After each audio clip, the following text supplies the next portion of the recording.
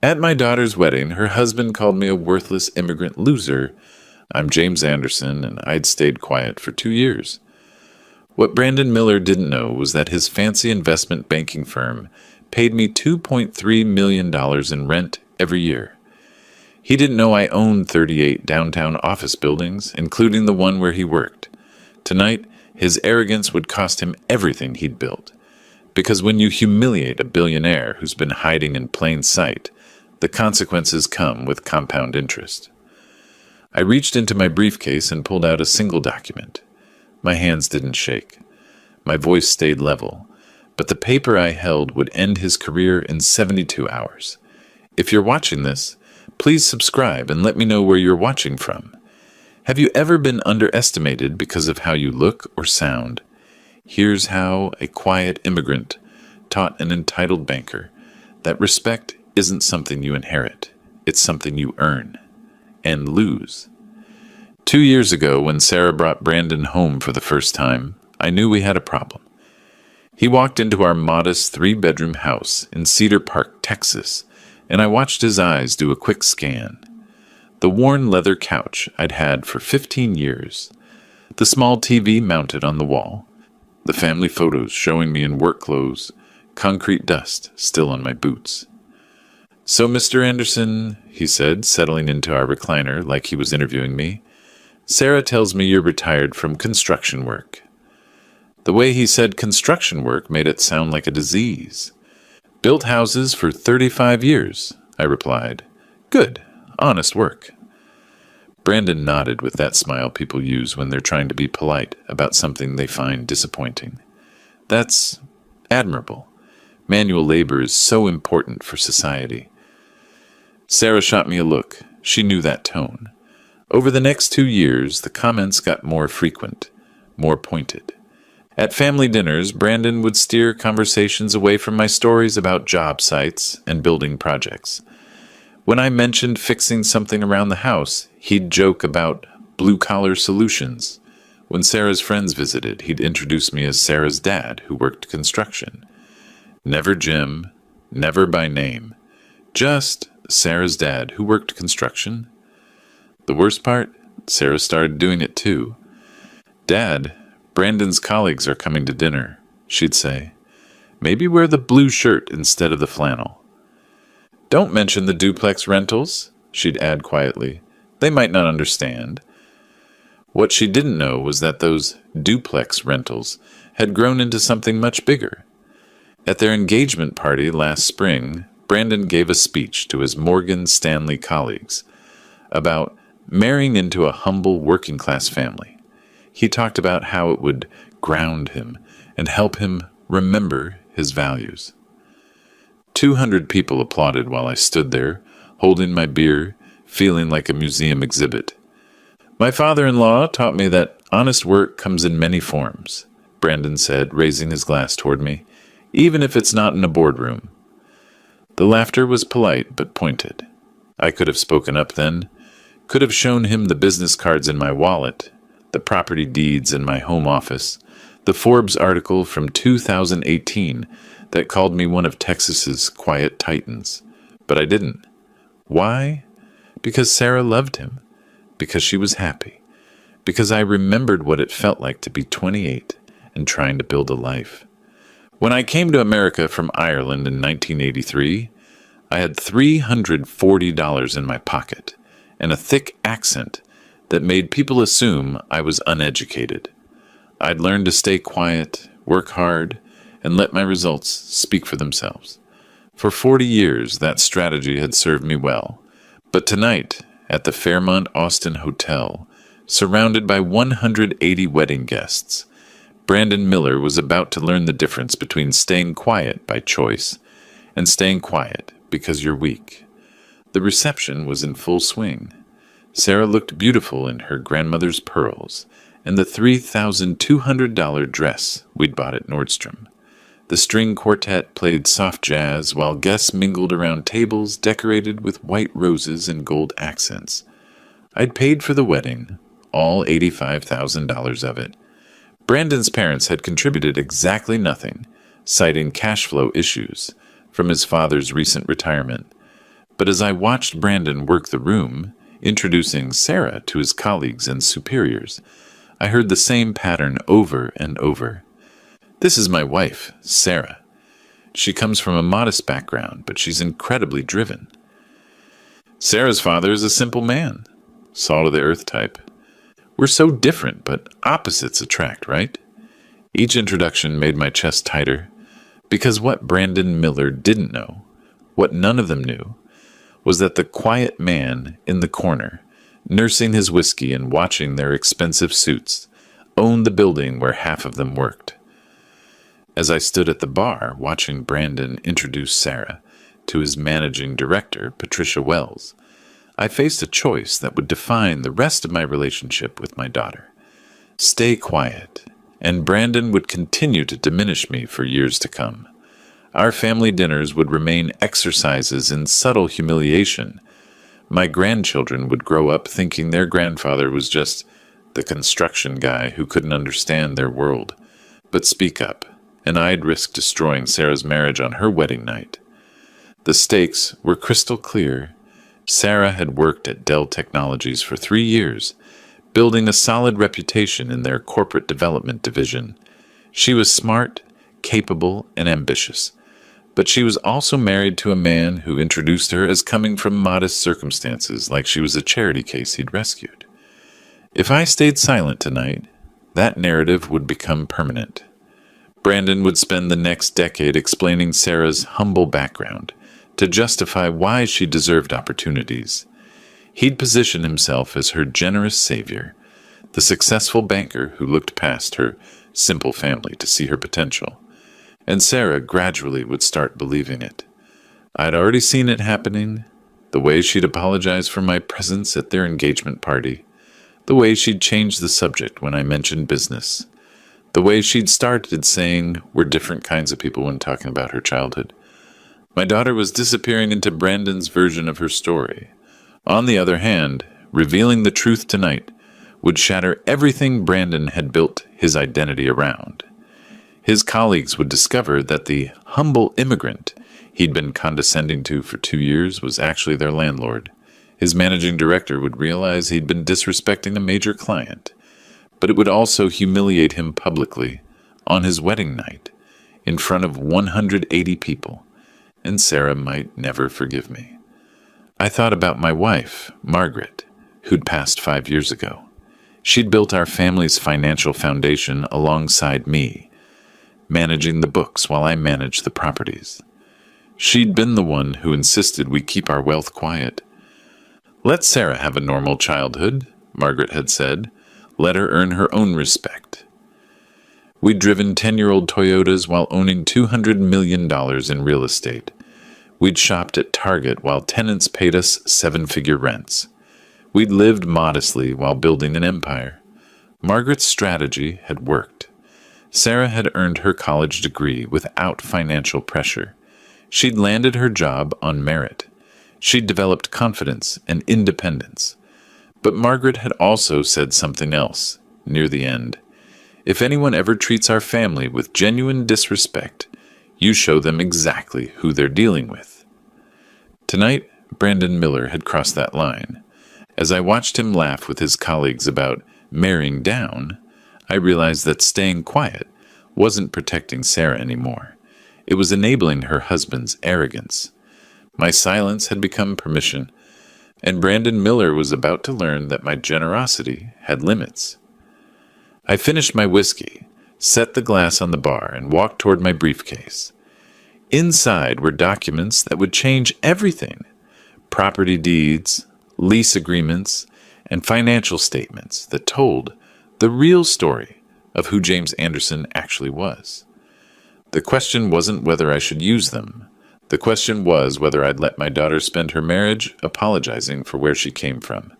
The moment came during the cocktail hour, when Brandon was holding court with 5 of his Morgan Stanley colleagues near the champagne fountain. I approached their circle carrying my briefcase.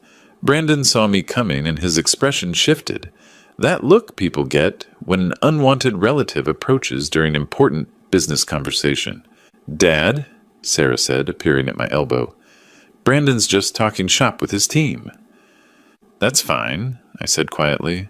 I'd like to introduce myself properly. Brandon's laugh was nervous. Actually, Jim, we're discussing some pretty complex financial instruments. Might be a bit over your head. His colleagues smiled politely. Patricia Wells, the managing director, glanced at her watch. Try me, I said. Dad, please, Sarah whispered. Brandon's smile widened. He was enjoying this. Okay, we're structuring a $400 million commercial real estate acquisition. Multi-property portfolio, very technical stuff. Interesting, I said. What's the cap rate? The smile faltered slightly. Excuse me? Capitalization rate. Net operating income divided by property value. Basic real estate metric. One of his colleagues, a younger analyst, looked impressed. 6.2%. That's decent for Austin, I said. What class properties? A, B, or C? Brandon's jaw tightened. Mixed portfolio. Mostly Class A office buildings. Downtown core or suburban? Mix of both. I nodded thoughtfully. I know that market pretty well. Really? Brandon's voice carried an edge now. And how exactly would a construction worker know commercial real estate metrics? The circle went quiet. Sarah's hand touched my arm. You'd be surprised what you pick up, I said. Brandon turned to his colleagues with exaggerated amazement. Isn't this fascinating? Jim here thinks he understands our business better than we do. Patricia Wells looked uncomfortable. Brandon, maybe we should... No, this is great, Brandon continued. Jim, since you're such an expert, maybe you should give us investment advice. Tell us which buildings we should buy. His colleagues shifted nervously. This was getting awkward. I reached into my briefcase and pulled out a simple white business card. You might want to look at the Anderson Properties portfolio. Brandon took the card without looking at it. Anderson Properties? Never heard of them. They own some interesting assets downtown. Like what? I met his eyes directly. Office buildings. 38 of them, actually. Brandon glanced down at the card for the first time. His expression changed as he read it. James Anderson, CEO, Anderson Properties, LLC. The color drained from his face. Wait, he said slowly. This is your company. That's right. But you're... He looked around at his colleagues, who were now staring at the business card. You're a construction worker. I was. For 15 years. Then I bought my first duplex in 1987. Patricia Wells stepped forward, her expression shifting. Mr. Anderson, did you say Anderson Properties? Yes, ma'am. She looked at Brandon, then back at me. We've been trying to get a meeting with Anderson Properties for 6 months. They own half the buildings we lease space in. Brandon's hand was trembling slightly as he held the business card. This is impossible. What's impossible? I asked. You can't own Anderson Properties. They're worth about $1.4 billion, last appraisal. The silence stretched for 10 seconds. Wedding guests continued chatting around us, unaware that Brandon Miller's world was collapsing in real time. Dad? Sarah's voice was barely a whisper. I turned to her with the same calm expression I'd worn all evening. Yes, sweetheart. Is this real? Very real. Brandon was staring at the business card like it might catch fire. But why didn't you ever... Never came up. Never came up? His voice cracked. You let me think you were just a... Just a what, Brandon?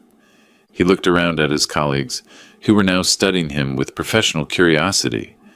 Patricia Wells was clearly recalculating everything she thought she knew about this conversation. I don't understand, Brandon said weakly. It's simple, I replied. You assumed. I didn't correct you. But the house? The clothes? The truck? I like my house. My clothes are comfortable. The truck runs fine. Sarah was staring at me like she'd never seen me before. Dad, why didn't you tell me? Your mother and I wanted you to build your own life, make your own way. Brandon's colleague, the young analyst, cleared his throat. Mr. Anderson, we've been trying to contact your company about leasing opportunities. Do you handle tenant relations personally? I smiled. Depends on the tenant. Brandon made a choking sound. Patricia Wells extended her hand. Mr. Anderson, I'm Patricia Wells, Managing Director at Morgan Stanley, Private Wealth. I believe we manage some investment accounts for Anderson Properties. That's right. Since 2019? Brandon looked like he might faint. The first round was over. 20 minutes later, Brandon pulled me aside near the hotel's marble staircase, away from the reception noise. His confidence was returning, but I could see the calculation in his eyes. He'd had time to think, and thinking was dangerous for a man like Brandon Miller. Jim, I need to understand what's happening here. What's to understand? This business card. This company. He held up the card like evidence. I've never seen you in any real estate circles. Never seen your name in the Austin Business Journal. I keep a low profile. Nobody keeps this low a profile. His voice was gaining strength. A $1.4 billion company doesn't just hide. I could see him building a case in his mind, looking for the flaw, the explanation that would put me back in the box where I belonged. Maybe you're partners with Anderson Properties. Maybe you do maintenance work for them. Maybe you should do your research before you decide what's possible. But Brandon was already pulling out his phone. Let me just verify a few things. He walked to the corner, his fingers flying across his screen. I watched him search, scroll, frown, search again. After 5 minutes, he returned with a puzzled expression. I can't find much about Anderson Properties online. Just basic corporate filings. No executive profiles. No media coverage. I told you, I keep a low profile. But there's one thing. His eyes lit up with what he thought was victory. Forbes mentioned an Anderson Properties in 2018. Some article about quiet titans. But they didn't use any photos. Just called the owner a reclusive real estate investor. So here's what I think happened. Brandon's confidence was fully restored now. You saw that article? You had this business card made. You're playing some kind of elaborate joke. I looked at him steadily. Why would I do that? Because you're embarrassed. Because you want to impress my colleagues. Because you can't stand that I'm successful and you're not. The accusation hung in the air between us. Brandon! My voice stayed level. What's the address of your office? What? Your office at Morgan Stanley. What's the address? 221 West 6th Street. Why? Nice building. Granite lobby, 32 floors. Yeah, so you pay about $87 per square foot for that space. Prime downtown location. Brandon frowned. How could you possibly know our rent per square foot? Lucky guess. But I could see the doubt creeping back into his expression. Because that number was exactly right, and there was no way a construction worker should know it. The lease runs through December 2026, I continued, renewable for 2 5-year terms. Your firm occupies floors 18 through 22. Brandon's face went pale again. How do you? Property management is detail work, but you'd have to be. What? He couldn't finish the sentence, because to know those details, I'd have to be exactly who I claimed to be. Meanwhile, Sarah had been watching this conversation from across the room. She approached us with Patricia Wells, who looked like she had something important to say. Dad, Patricia was telling me about Anderson Properties. Patricia Wells smiled professionally. Mr. Anderson, I hope you don't mind, but I called our office to pull your account information. Brandon straightened. Here it was, the proof that would expose my lie. Our wealth management division handles approximately $340 million in investment accounts for Anderson Properties, LLC, Patricia continued. The account was opened in September 2019. Brandon's mouth fell open. We've been hoping to expand that relationship, Patricia said. Anderson Properties has been one of our most sophisticated clients. Very conservative investment strategy. excellent returns." "You're serious," Brandon whispered. "Completely serious." Patricia looked confused. "Brandon, you told me Sarah's family was from a modest background." Brandon's eyes darted between Patricia, Sarah, and me. The pieces were clicking into place, and the picture wasn't one he liked. "I need some air," he said suddenly. But as he started to walk away, Patricia called after him. "Brandon, wait!" "There's something else you should know." He stopped. "Your office building, 221 West 6th Street. We've been negotiating a lease renewal on behalf of one of our real estate clients." Brandon turned slowly. "What client?" Patricia looked at me, then back at Brandon. "Anderson Properties owns your building, Brandon. They've been your landlord for 2 years. The blood drained completely from Brandon's face. "That's impossible." "I have the documents in my car if you'd like to see them." Sarah was staring at me with a mixture of shock and something else I couldn't quite read. Pride, confusion, fear. "Dad," she said quietly, "is she telling the truth?" "She is." "So every month when Brandon goes to work?" "He goes to work in my building." Brandon sat down heavily in a nearby chair. "This isn't happening." But it was happening, and it was about to get much worse, because Brandon Miller had spent 2 years disrespecting the man who owned the ground beneath his feet. And now, in front of his managing director and his new wife, he was learning that respect isn't something you inherit. It's something you earn, and something you can lose very, very quickly. The question was whether Brandon was smart enough to recognize his situation and apologize, or arrogant enough to keep digging his hole deeper. Based on everything I'd seen over the past 2 years, I suspected I knew which path he'd choose. The moment I knew there was no going back came during the toasts. Brandon had retreated to the bar after learning about the building ownership, but instead of processing the information and adjusting his behavior, he'd started drinking, heavily. By the time dinner was served, he'd consumed at least 4 whiskeys. His cheeks were flushed, his eyes were bright, and his judgment was completely gone. That's when he decided to give an impromptu speech. The string quartet had just finished playing, and the natural lull gave Brandon his opening. He stood up at the head table, tapped his knife against his champagne flute, and waited for attention. "Ladies and gentlemen," he called out, his voice carrying across the ballroom, "if I could have your attention for just a moment." The 180 guests turned toward him expectantly. Sarah looked nervous. "I want to talk about family tonight," Brandon began, his words slightly slurred, but still clear enough for everyone to hear.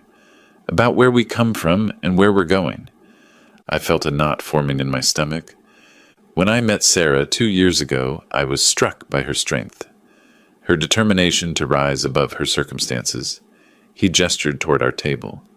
"She comes from humble beginnings, working-class family, blue-collar background." A few guests nodded approvingly.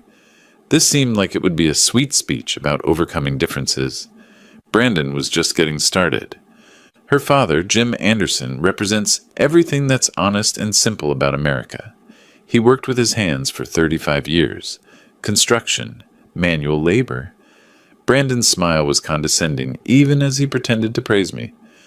"Now, Jim has some interesting stories about business and real estate, don't you, Jim?" All eyes turned to me. I said nothing. "In fact," Brandon continued, his voice getting louder, "Jim here was just telling my colleagues about some property company he supposedly owns. Anderson Properties, I think it was." A murmur went through the crowd. Patricia Wells looked uncomfortable. "Now I want to be clear. There's nothing wrong with having big dreams.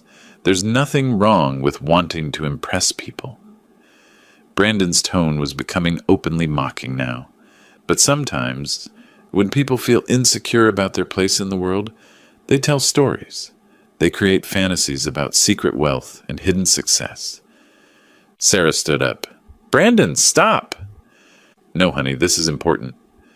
Brandon waved her off, because what I learned tonight is that respect has to be earned, and you don't earn respect by pretending to be something you're not. The ballroom was dead silent now. Even the waitstaff had stopped moving. Jim Anderson is a good man, a simple man. He built houses and raised a wonderful daughter. Brandon raised his glass toward me. But he's not a real estate mogul. He's not a secret billionaire. He's just a retired construction worker who wants to feel important at his daughter's wedding. The cruel laughter that followed was scattered but audible. And that's okay, Brandon continued. We can't all be successful in business. We can't all understand the complex financial instruments. Some of us are meant to work with our hands, and some of us are meant to work with our minds. I watched my daughter's face crumble as her husband publicly humiliated her family. So let's toast to honesty, Brandon said, raising his glass higher, to knowing our place in the world, to simple people living simple lives, and successful people building something greater. The applause was confused and reluctant. Most guests could sense that something had gone wrong, but they weren't sure what. But Brandon wasn't finished. Jim, why don't you stand up?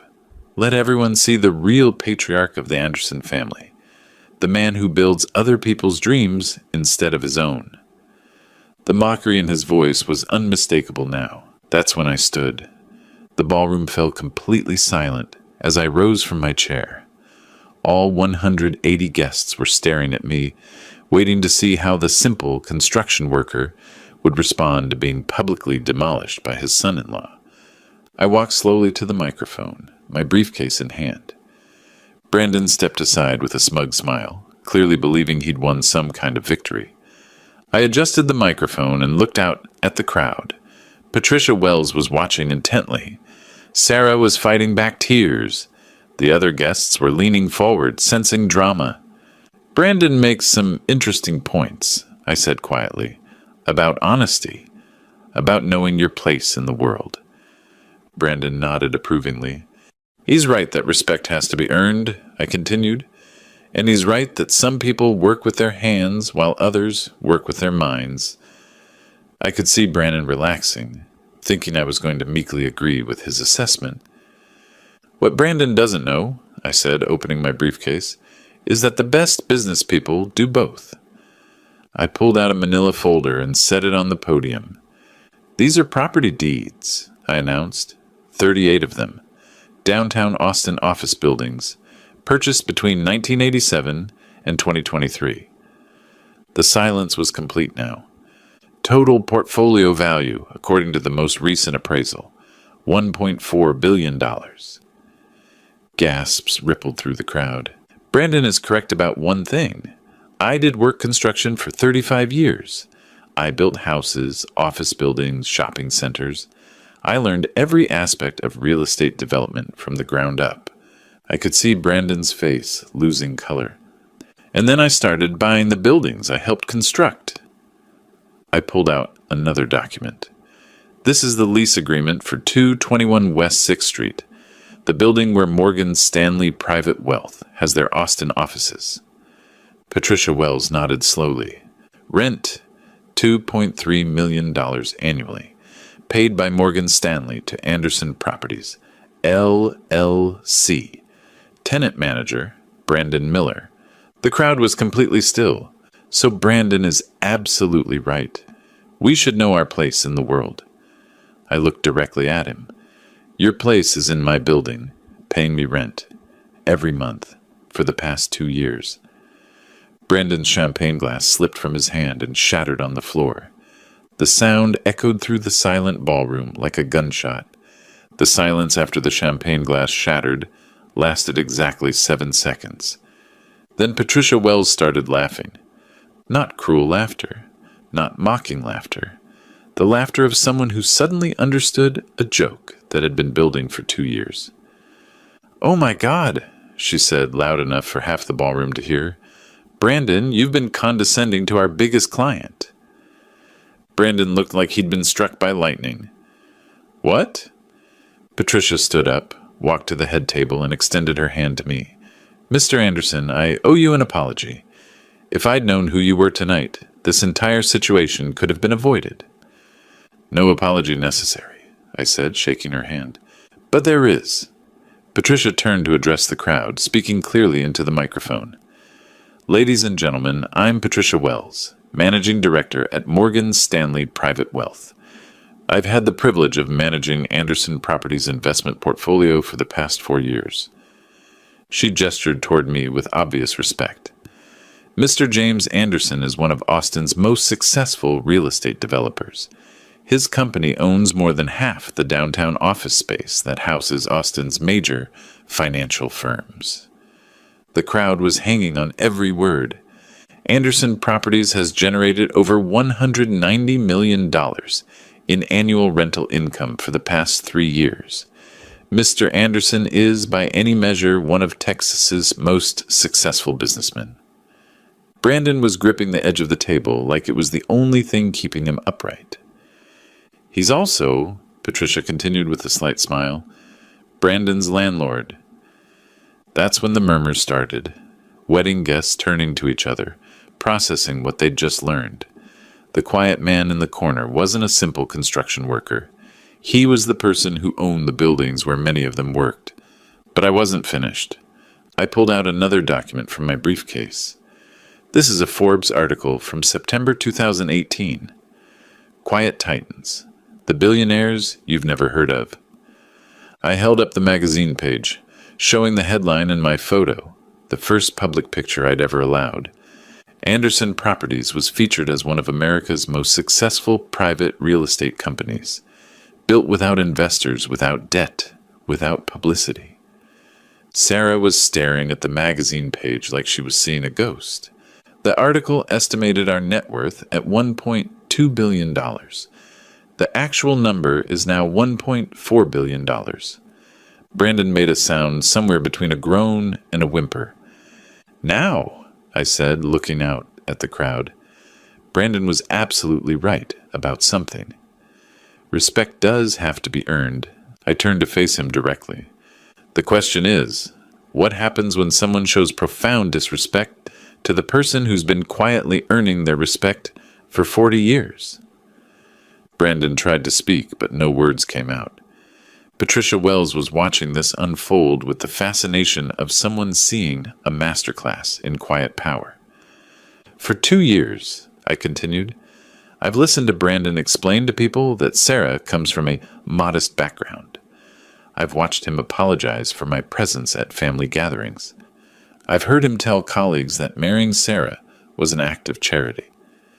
The crowd was completely captivated now. I stayed quiet because I wanted Sarah to build her own life. Because I believed in letting people show their true character. Because I thought respect would come naturally once Brandon got to know our family. Sarah was crying now, but I couldn't tell if they were tears of shame, pride, or relief. Instead, Brandon used my silence as permission to diminish everything I'd built, everything our family represents. I pulled out one final document. This is the rental agreement for the Fairmont Austin Hotel, the building where we're celebrating tonight. I held it up for everyone to see. Owned by Anderson Properties since 2021. Several guests gasped audibly. So Brandon gave his speech about knowing our place in my hotel after spending 2 years working in my office building while married to my daughter. Brandon finally found his voice. Jim, I didn't know. You didn't know because you never asked. You assumed. The ballroom was so quiet you could hear the air conditioning. You assumed that because I worked construction, I was uneducated. You assumed that because I drove an old truck, I was unsuccessful. You assumed that because I spoke with an accent, I was beneath you. Brandon's face was completely white now. But here's what you should have assumed, Brandon. If a man can raise a daughter like Sarah, if he can build a life that produces that kind of strength and intelligence and grace, then maybe, just maybe, there's more to that man than meets the eye. The crowd erupted in applause, but I held up my hand for silence. The tragedy here isn't that you underestimated me. The tragedy is that you've spent 2 years making my daughter apologize for where she comes from. I looked at Sarah, who was staring at me with a mixture of admiration and heartbreak. Sarah Anderson is the daughter of a billionaire real estate developer, She never needed you to lift her up. She never needed you to explain her worth to anyone. She was already valuable. The applause this time was thunderous, but as the crowd clapped, I watched Brandon's expression change from shock to humiliation to something darker. Rage. And I realized that a man who could spend 2 years systematically diminishing his wife's family wasn't going to simply accept this reversal with grace. He was going to fight back, which meant the real confrontation was just beginning. Brandon's rage erupted exactly 3 minutes after the applause died down. He grabbed the microphone from my hands with shaking fingers, his face twisted with humiliation and fury. "This is bullshit," he shouted onto the microphone, his voice echoing through the ballroom. "Complete bullshit." The crowd went silent again, but this time with shock at his outburst. "You want to know the truth?" Brandon's voice was slurring worse now. "This is all fake. Documents can be forged. Business cards can be printed. This is just a pathetic old man who can't stand that his daughter married someone successful." Patricia Wells stood up. "Brandon, you need to stop." "No," he pointed an accusing finger at me. "I've worked my ass off for 10 years. I've earned everything I have. I'm not going to be humiliated by some immigrant construction worker with a briefcase full of fake papers." Sarah stood up too. "Brandon, stop it. You're drunk." "I'm drunk?" Brandon laughed bitterly. "I'm the only sober person in this room. Everyone else is falling for this ridiculous con game." He turned back to the crowd, gripping the microphone stand for support. "You want proof he's lying? Call Anderson Properties tomorrow. Ask to speak to James Anderson. See what happens. Because I guarantee you this old man has never set foot in a boardroom in his life." That's when Patricia Wells walked to the head table, opened her purse, and pulled out her phone. "Actually, Brandon," she said clearly, "I can call right now." "What?"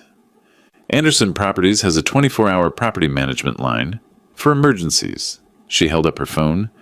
"I have the number because we handle their investment accounts." Brandon's confidence faltered. That doesn't prove anything." Patricia dialed. The phone rang through the ballroom's sound system connected to the microphone. After 2 rings, a professional voice answered, "Anderson Properties emergency line." "This is Jennifer speaking." Patricia looked directly at Brandon. "Hi, Jennifer. This is Patricia Wells from Morgan Stanley. I'm here with Mr. Anderson at a family event. Could you confirm his identity for some guests?" "Of course, Ms. Wells.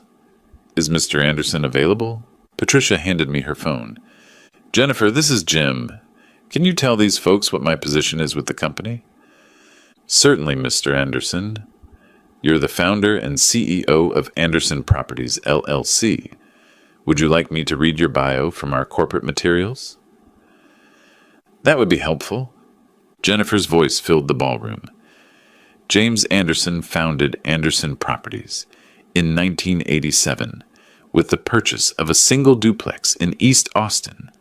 Over 36 years, he has built the company into one of Texas's largest private real estate portfolios, encompassing 38 downtown office buildings with a combined value exceeding $1.4 billion.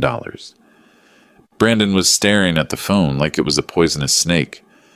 The company generates approximately $190 million in annual rental income and maintains a 97% occupancy rate. Mr. Anderson is considered one of Austin's most successful private real estate developers. "Thank you, Jennifer," I said, ending the call. The ballroom was completely silent. Brandon's mouth was opening and closing like a fish gasping for air. That's when I opened my briefcase one final time and pulled out a manila envelope. "Brandon," I said quietly, "I tried to give you a chance to apologize, to show some humility, to demonstrate that you understood the situation." His eyes were fixed on the envelope. "Instead, you doubled down. You called me a liar. You accused me of fraud. You humiliated my daughter on her wedding night." I opened the envelope and pulled out a legal document. "This is a notice of lease termination for 221 West 6th Street. Anderson Properties' legal right to terminate any lease with 90 days' notice for breach of tenant conduct standards. Brandon's face went from white to green.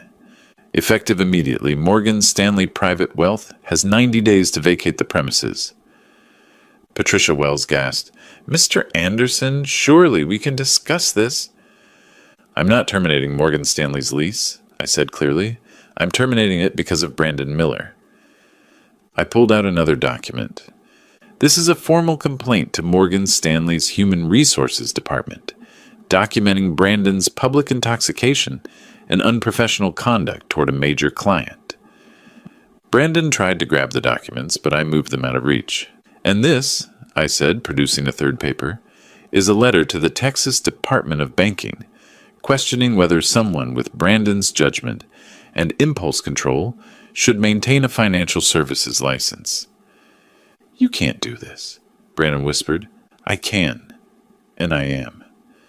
Patricia Wells was looking at Brandon with undisguised disgust. "Brandon, you've just cost our firm a $2.3 million annual lease because you couldn't control your mouth." "But it's not fair," Brandon protested. "I didn't know." "That's the point," I said. "You didn't know because you didn't care enough to find out. You made assumptions based on prejudice, and you acted on those assumptions for 2 years. I handed the termination notice to Patricia Wells. "Ms. Wells, you have 90 days to find new office space. I'll provide positive references for Morgan Stanley as a company, but Mr. Miller's employment status is your decision." Patricia folded the document and put it in her purse. "It won't take 90 days to resolve Mr. Miller's employment status." Brandon looked around the ballroom desperately, seeking support from the 180 wedding guests who had just witnessed his spectacular downfall. He found none. "Sarah," he pleaded, turning to his wife, "say something. Tell them this is crazy." Sarah looked at her husband with an expression I'd never seen before. Cold, analytical, final. "I think you've said enough for both of us." The next 72 hours unfolded exactly as I'd predicted. Monday morning, Patricia Wells called an emergency meeting with Morgan Stanley's regional director. By noon, Brandon Miller's employment was terminated for conduct detrimental to client relationships and company reputation. By Tuesday, word had spread through Austin's financial community. The Austin Business Journal ran a story. Morgan Stanley, executive fired after public confrontation with billionaire client. They didn't name Brandon specifically, but everyone in the industry knew. By Wednesday, Brandon's Texas banking license was under review, and 3 headhunters who'd been courting him had stopped returning his calls. Sarah stayed with us that first week while Brandon moved out of their downtown condo. She didn't say much, just sat in the living room where she'd grown up, processing the complete destruction of everything she thought she knew about her family and her marriage. "Why didn't you tell me?" she finally asked on Thursday evening. We were sitting on the back porch, watching the sunset over the hill country, the same porch where I'd taught her to ride a bike, where we'd talked about her first job, where she'd brought Brandon for Sunday dinners for 2 years. "Your mother and I wanted you to be proud of what you built yourself." But Brandon made me feel ashamed of where I came from. "That wasn't about where you came from. That was about his character." Sarah was quiet for a long time. Then, "I should have defended you." "You were trying to keep peace in your marriage. I understand that. But it wasn't peace. It was just submission." That word hung in the air between us. "Sarah, look at me." She turned, and I saw Margaret's eyes looking back at me. Strong, intelligent, uncompromising when it mattered. "You are the daughter of Margaret and James Anderson. Your mother built our family's foundation while raising you to be independent and strong. I built our financial foundation while teaching you that work has dignity, regardless of what form it takes." Her eyes were bright with tears. "You graduated summa cum laude from UT. You landed your job at Dell on merit. You've earned every opportunity you've received. Brandon Miller didn't elevate you. He diminished you. But I let him. Because you loved him. Because you wanted your marriage to work. Because you tried to see the best in someone who wasn't worthy of your effort. I reached over and took her hand. That doesn't make you weak. That makes you generous. But generosity has limits. The next week, Sarah filed for divorce. Brandon contested it, of course. He hired Austin's most expensive divorce attorney and tried to claim that I'd interfered with his marriage and destroyed his career through false pretenses. His lawyer lasted exactly 2 days. The moment they saw the documentation of Brandon's behavior, the recorded evidence from the wedding reception, and the testimony from Patricia Wells, they withdrew from the case. Brandon ended up representing himself in mediation, where he demanded half of Sarah's family assets. Mr. Miller, the mediator explained patiently, those assets belong to Mr. Anderson.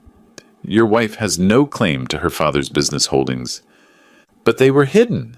She didn't know about them. That doesn't create a marital asset. If anything, it demonstrates that Mr. Anderson deliberately kept his wealth separate from your household. Brandon walked away from the marriage with exactly what he'd brought into it. Nothing. By Christmas, Sarah had moved back to Austin permanently. Dell offered her a position in their corporate development division, with a 40% salary increase and equity participation. She bought a house in Terrytown, close enough to visit, but far enough to maintain her independence. Brandon moved to Dallas, where he eventually found work with a smaller investment firm at 60% of his previous salary. His reputation in Austin was permanently damaged, and his Texas banking license remained under review. The ripple effects continued for months. Patricia Wells reached out personally to apologize and to propose expanding our business relationship.